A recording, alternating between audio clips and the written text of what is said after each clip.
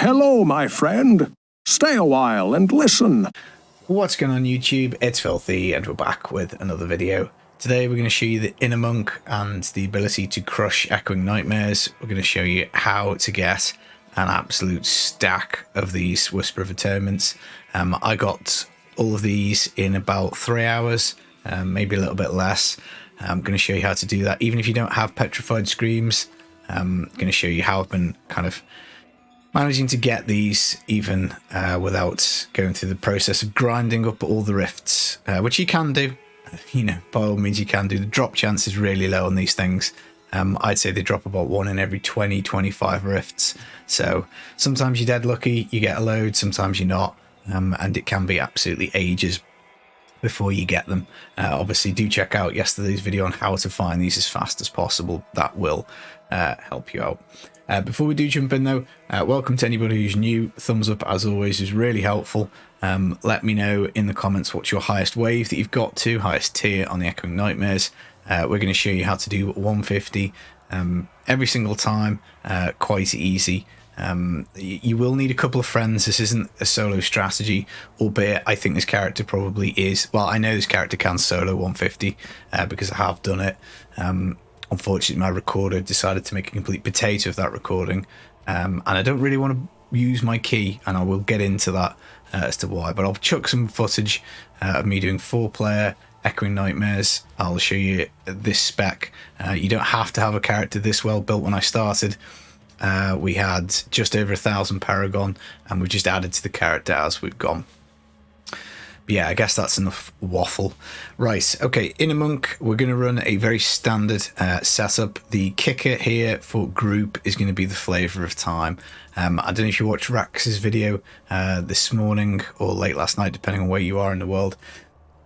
Obviously, the strategy was the same on PTR. You take your conduit pylon at around wave 120, wave 121, and then provided you don't die, the Flavour of Time will last a full minutes of conduit. It might even be a full 2 minutes of conduit, but it'll get you to the end basically from 121 to 150 guaranteed. You just have to survive. You have to get pretty good at dodging. Yeah.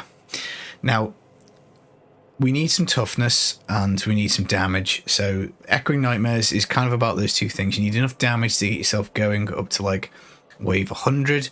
At wave 100 you can then pop the speed, power, and also the channeling pylon. That'll get you to wave 120, 121 hopefully, and then you just use the condi and the Flavour of Time to get to the end. Now obviously if all 4 people in the group have got Flavour of Time on, you know, it's going to be pretty easy. If you are doing it solo, just make sure that your follower has got Flavour of Time. I've been mucking about with the solo 150 clear, and basically I've just stacked a load of toughness on the Enchantress. She never dies. It's quite funny. Her health doesn't even move. We've got the Orgil set on here. We've got an Ashira's. We've got a Guardian's Case. These are all craftable through Hadrig and a Rogue to make up just a bunch of bonuses. So she gets 90% damage reduction off our pet gem. Exactly the same if you're running a Marauder Demon Hunter incidentally. Then she gets like just loads more damage reduction out of Orgil's, extra life out of her Guardian set, some life regen, yeah, and a bunch of resist. So yeah, she just never dies. It's quite funny. Inner Monk, what I've decided to do for Echoing Nightmares is a blend of damage and toughness. Toughness is handled mainly by the set. You get like you obviously get all the runes on the Mystic Ally, you get the mantras and all that kind of stuff. So your life pool's pretty bloody big. I've put some into vitality as we've gone just to make it easier.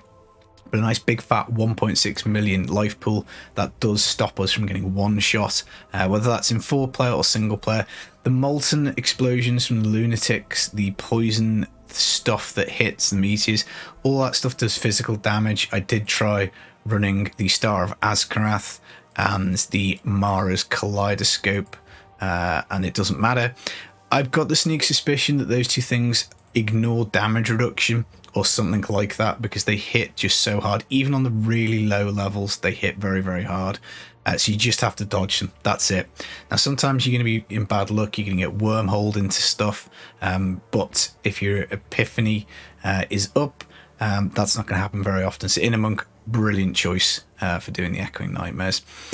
Now we're going to run the Crimson setup, so 2-piece Crimsons, 5-piece the inners with a Rourke to make up the bonuses. I like the weapon simply because it's got the Mystic Ally roll damage on it. And it's quite easy to get a nice one, not necessarily ancient, because you can do like a reforge in the cube, convert set item, and you could get yourself a really nice non-ancient one.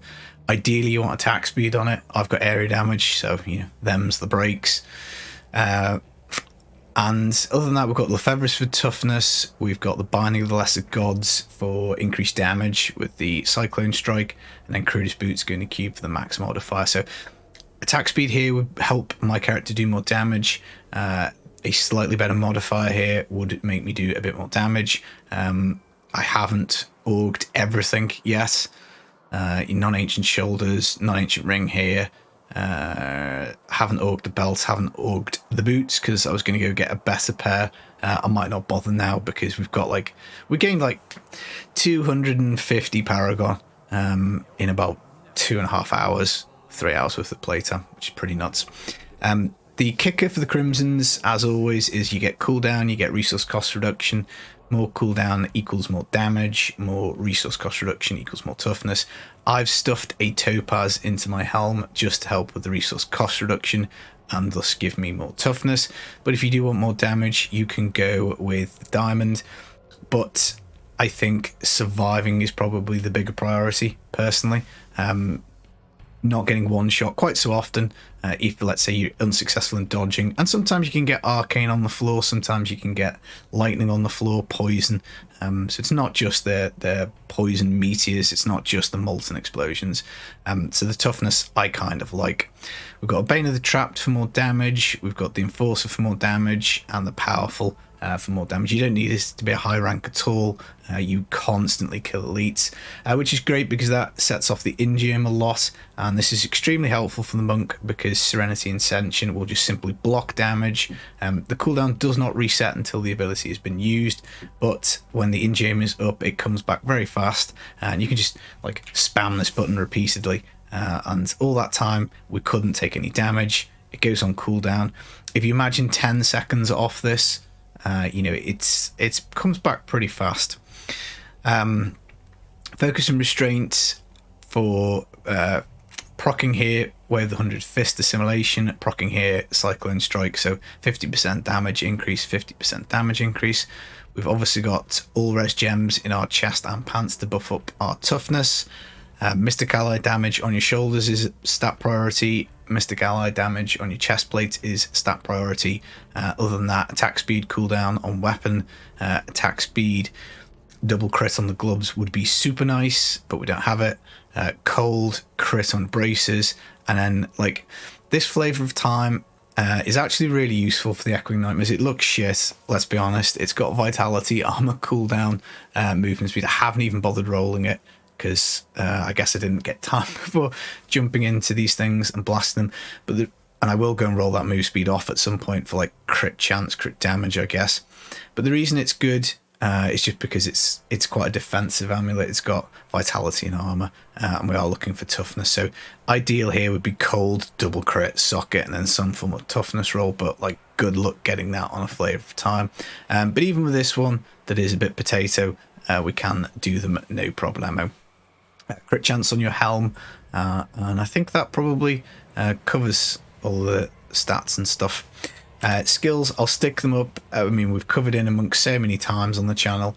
This is one of my preferred ways to play it. For speeds, I'm actually using all guilds this season. I might do a guide on that, I don't know. You might all be absolutely sick of the Inner Monk by now. But Way of the 100 Fist Assimilation, Cyclone Strike Implosion, we use this to proc the braces. Epiphany, Desert Shroud, some resource, 50% damage reduction is brilliant. Mystic Ally, Water Ally, duh. Blinding Speed Rune on Dashing Strike gives us dodge chance, obviously phenomenal. We've got complete block damage with Serenity Ascension, a ton of dodge chance here. It does mean that we can avoid a lot of damage coming in. Near-death experience, do not take this off. Dying is obviously one of the two ways that an Echoing Nightmare ends. The other is that you get overwhelmed. Relentless Assault, more damage to blind, frozen, stunned enemies. I don't know if this works, actually, thinking about it. I've been running with this on because this is my GR speed. I'm not sure it does work because I don't know if the freeze works in there. I don't think freeze does, so we might be able to do even better by swapping onto Unity. I think is maybe a way to go. You could take 6 cents for a bit more damage reduction. Maybe momentum for a bit more damage, actually. That's worth testing. That's worth having a little look at. So yeah, I don't know if anybody knows, let me know. But I might have just wasted a total passive there, let's be honest. Season Initiative is huge attack speed. We love this. And we also love Beacon of Utah. More cooldown, more damage, more uptime on our abilities that we can just spam, spam. Now, how do you do these things without petrified screams? That's like the big question, I guess. But before we talk about that, actually, I should probably just tell you what to do inside the Rift. Now, I'm not going to open one again because these things are very social. They're very, very rare. But when you go in, just obviously smash everything. Pylons, I think maybe I mentioned earlier, take them at 100, so speed, power, and channeling. If you can wait a little bit longer on solo, I would do. If you can wait till like 105, 110, something in that range solo, that would be more beneficial. And again, same for the conduit on solo. If you can leave it to like wave 125, you will find it easier to do. If you take it too early, you'll get stuck at like wave 148, 149, something like that. Maybe 147. But obviously at the end of the day, you don't want to die and you don't want to get overwhelmed. So you have to kind of play it by ear. But in terms of groups, and this is how we're going to get so many of these things, what I think is a good idea to do and what I've been doing as kind of like a win-win scenario for everybody, I will go and enter a group as a damage dealer for Petrified Screams. I will grab somebody from my clan or from my friends list who I know can either do DPS as well. So in most of the footage, we had Grey Raven, who isn't on at the moment, but he was running a Marauder Demon Hunter. And then we ended up with, I think, some of the footage with one of the clanmates doing a ZDH. But any ZDH will be happy to come along. You can find that no problems. And then once you've got those three things, once you've got a ZDH, 2 damage dealers, you might even be able to find that you can do this with 1 damage dealer. I haven't tested it. And then all you're going to do is basically go into the Greater Rift Finder and then type in +1 for level or wave 150 boost Echoing Nightmares. I'm tired, guys. I'm a potato. So something like that. And then just be up front. Just need a key. Then just hit enter and stick that in the Greater Rift chat, stick it in the other Greater Rift chat, stick it in your clan, stick it in any groups. If you can carry somebody to wave 150, they'll be grateful. They'll let you, join in on the key. They're happy. They're getting a Whisper of Atonement. They're getting the max XP out of a 150. As I say, we've got crazy XP in just a few hours today. Yeah, and that's all we did. We sat here, we helped, we boosted people. There's plenty of players who are like 400, 600, 800 Paragon who've played, who've maybe got 1 or 2 Echoing Nightmares. They don't really know what to do with them. They're just appreciative to be taken through to wave 150. And obviously from my point of view, it's a tremendous benefit to me and anybody who's playing with me. Because obviously we're all getting a 125 augment, we're all getting the crazy XP. So basically the bottleneck we've got is these keys. We can do 150s, we can boost people, get them into the game, get them the rewards that they want. So it's win for them, they're using the key, they're getting the max value. Win for me because I'm basically being able to play this game mode without having tons of these keys. So, just be social. We still do have some spots in the clan. We are sharing all of our Echoing Nightmare keys to the Petrified Screams. I keep calling them Primal Screams. That's just never going to change. But yeah, that's it. Just get in the groups. Take it out. I mean, we took Crusaders through. We took Barbs. We took Wizards. We took some people who could do some damage. Took some people who got squashed at wave 100. Took some people who could survive the whole way through. It doesn't matter. You only really need 3 people to complete it. It may well be that we only need 1 or 2 later on to do it. We'll kind of have to see. but just get out there, be social. There's plenty of these petrified screams being around, and I might make some solo guides, because I do know some people still only want to do solo. But if you can use these things in groups of 4, just help everybody else. Try and share them around. I mean, a lot of people are happy to do them. If you bring some, they'll do some with you, so you can kind of like multiply your screams by 4. Like if I put in the Greater Rift chat, let's say I don't have 3 friends and I can't get it cleared in a 150. Well, I could always put in the chat, looking for 150 Echoing Nightmare group. I have 1 key, and then just get them to link their key in the chat as well. And then you'll be able to maybe use your key, and hopefully speaking, the other 3 people that you're with will use a key as well. And then you'll all get 4 of these lovely augment gems. I don't know what the hell to do with these. I'm going to run out of stash space. I'm planning on playing a lot of different classes. But yeah, that's it, guys. I mean, just a kind of synopsis video. Innermonk crushes this. Be social. Try and help people out. And you get some extra keys that way. Swap keys with other people. Try not to do these things solo if you can. But if you are just a die-hard solo player, well, yeah, I mean, let's be honest, you're getting kicked in the balls royally this season, because you're going to get about a quarter of the petrified screams of people who are grouping. Maybe less. Obviously, I've had way more. I've done tons of these rifts, which is just insane. It's just so much XP. It feels a little bit, I guess, like when Rats came out, because that was so much XP. It was so efficient. Everyone did it. Everyone loved it because it was so powerful. I think the Echoing Nightmares maybe is a little bit like that. I'm sure if we spend 3 or 4 months doing these, we're just going to end up chucking these gems away, because they're going to be worthless at some point once we've augmented everything. I was joking in chat saying, I just don't know what to do with these things. There's just so many. Right, that is the guide. I hope you have enjoyed the footage. If you would like me to, maybe I'll put a solo 150 clear on the end if I can get one done. Or maybe I'll make a separate video for that, because as I say, it just feels like such a waste to use one of these things just on me. That's the video, guys. I hope you enjoyed it.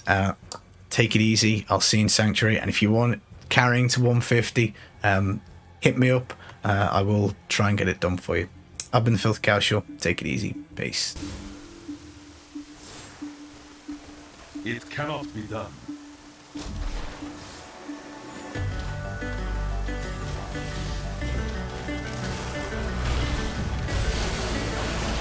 That ability is not yet recharged.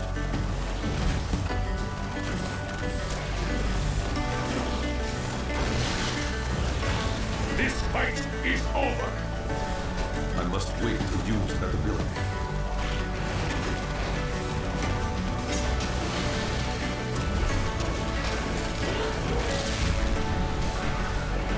That ability is not yet recharged.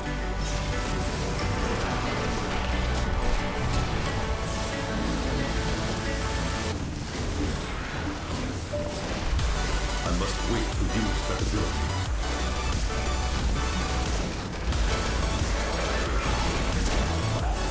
Feel the wrath of Ytar!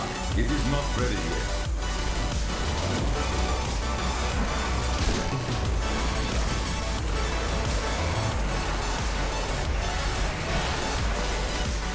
That ability is not yet recharged.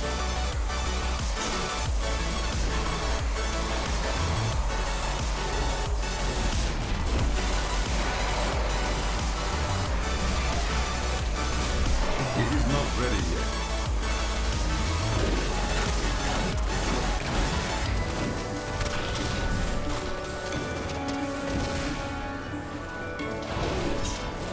I must wait to use that ability.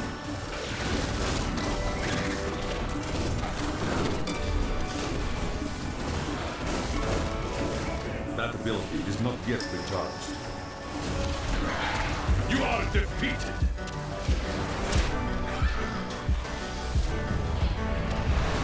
It is not ready yet.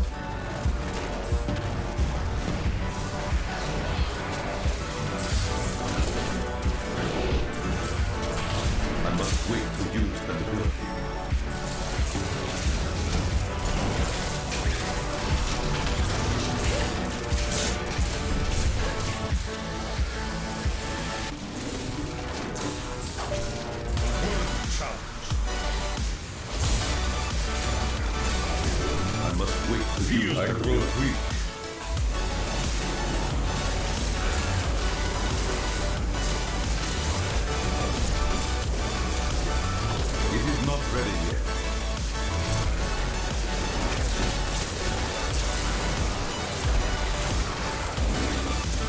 My strength fades. That ability is not yet recharged.